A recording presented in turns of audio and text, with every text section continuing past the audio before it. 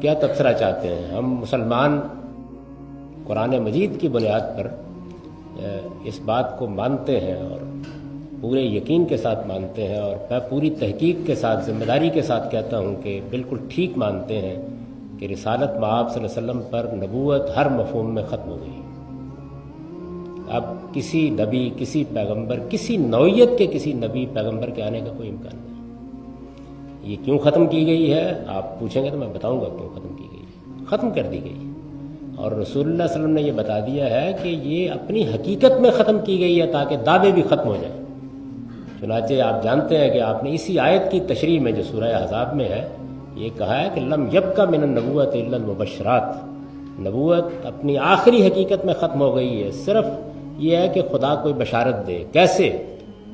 تو آپ نے بتایا روئے الرجل الصالح، کسی نیک آدمی کو اچھا خواب آ جائے، بس اس کے سوا کچھ باقی نہیں رہا، خاتمہ ہو گیا۔ تو اس روشنی میں آپ اپنا بھی جائزہ لے لیجئے اور ہمارا بھی جائزہ لے لیجئے۔